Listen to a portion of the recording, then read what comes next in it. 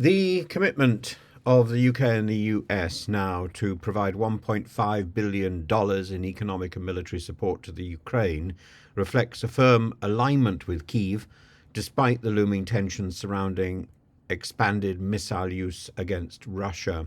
And the joint visit by the US Secretary of State Antony Blinken and the UK Foreign Secretary David Lammy emphasises the urgency and solidarity in countering Russia's continued aggression, particularly in the light of Russia's alleged acquisition of Iranian missiles, which could significantly enhance its firepower.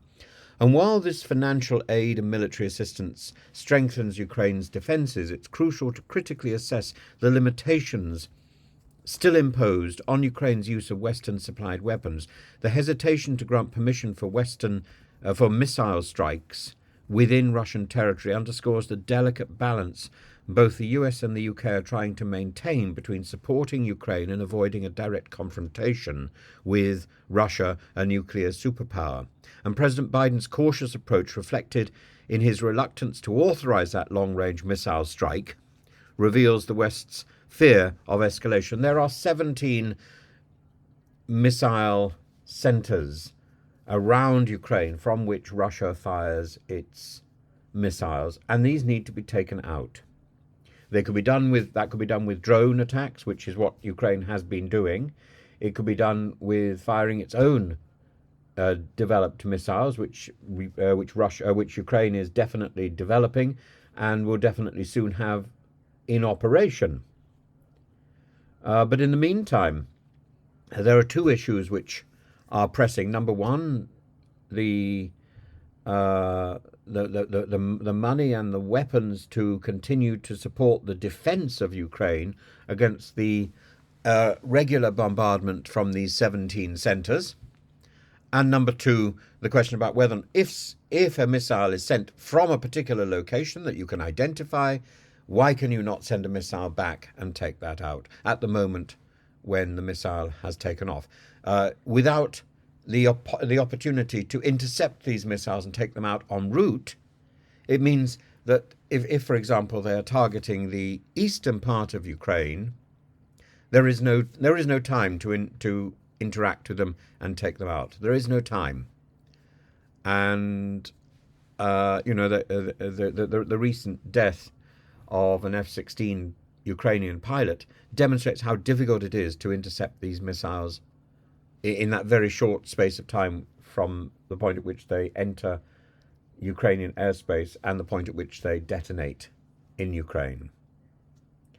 So critics of the policy argue that restricting Ukraine from striking within Russia hampers its capacity to defend itself effectively. And Ukrainian officials, including the Foreign Minister Andrei Sybiga, have called for the removal of these restrictions and stating that Russia's military targets are legitimate threats and must be neutralized for Ukraine to secure its sovereignty and to try to win this war. This frustration within Kyiv highlights a potential divergence in strategic priorities between Ukraine and its Western allies. And from a broader geopolitical perspective, the fear of escalation must be balanced against the need for decisive action. If Russia is indeed bolstering its arsenal with Iranian-made missiles, Ukraine's inability to respond with equally powerful retaliatory strikes puts it at a serious disadvantage. Yet Western hesitation is understandable in the context of the broader nuclear deterrence, and the US and UK are keenly aware of the risks involved in escalating the conflict beyond Ukrainian borders. So if the West is not going to support missiles being sent back to Russia, then it needs to radically increase its support for Ukrainian defense.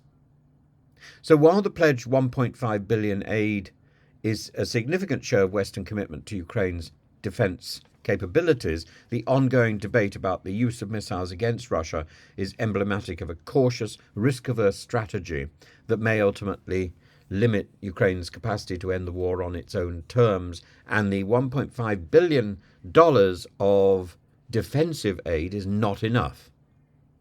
The upcoming discussions in Washington between President Biden and the UK Prime Minister Starmer may offer some clarity and may be a moment when Washington makes that major decision and that major announcement. But the West's hesitation continues to fuel frustration and uncertainty within the ranks of Ukraine's leaders and military forces, and it gives options to the Kremlin.